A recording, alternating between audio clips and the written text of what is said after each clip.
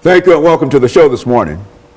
The topic this morning is the psychological impact of slavery on African Americans, and we have to talk about the psychological impact of slavery on African Americans, Mrs. KShakill.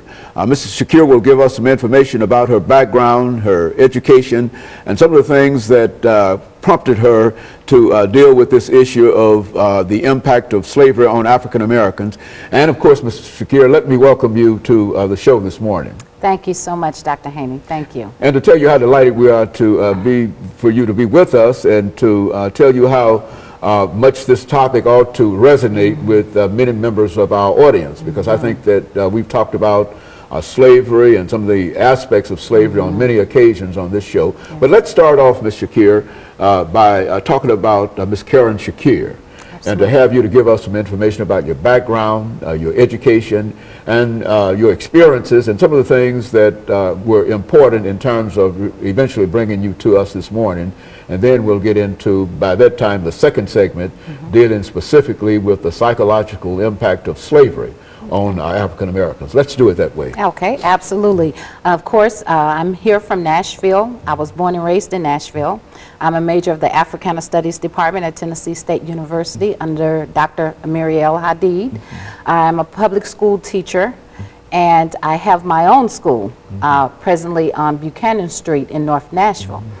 And during the time that I was teaching in public school system, I would notice the activity between the male students and the female students, and there was a lot of negative activity that occurred, a lot of disrespect. So I often would ask the male students and the female students, how many of you come from single-family homes? And I would first let them know my background, and they would feel very comfortable in talking to me and opening up.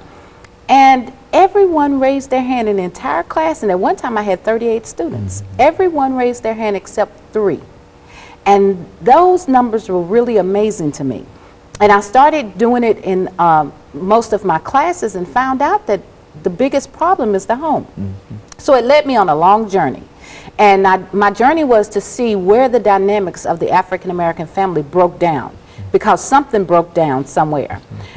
We have so many, 50% of the men, period, incarcerated are African American men out of the total amount.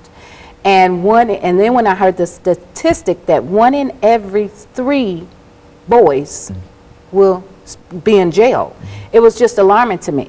And I had to come up with something to fix this problem, or at least get us on track to recognizing what the problem is, and then going in to do a reversal of what has been done on us. And that's where I am today in this particular project. I do workshops and seminars. And I'm so glad to be on your show, because we have a real serious problem in our community.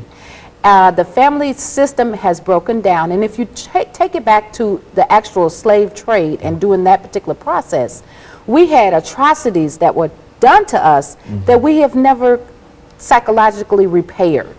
And so that's creating a lot of dissatisfaction in our community. That's creating a lot of disunity.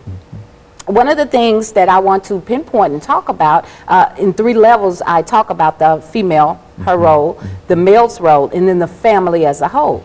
And we have to understand that even though this was so many years ago, the impact is everlasting until something comes in and reverses it. There's a letter out, a great letter, it's a theory letter, but it's called the Willie Lynch letter. And it goes into detail of actually how the process of slavery took place and what actually occurred. And during that time, the women were actually used to breed children. And that was their basically only function, because at this time in America, we were dealing with building America, we were dealing with crops, and we were dealing with making profits. So they cut off the Atlantic slave trade, and whatever slaves were in America, that's what you had. So this huge breeding process took place. It was even plantations where there was nothing going on but breeding. And women were brought in, no connection, no emotion whatsoever, and they was just used as steer basically to breed. And the effects of that is that when you have children and you know that this child may be given up, may end up going for slavery. There's a disconnection that you have with that child, or over the years, or you allow yourself not to bond with that child so closely. And on the other aspect of that, the men were not able to provide and maintain for the woman.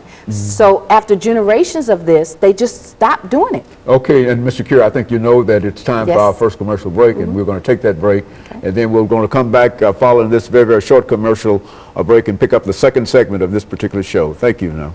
Thank you.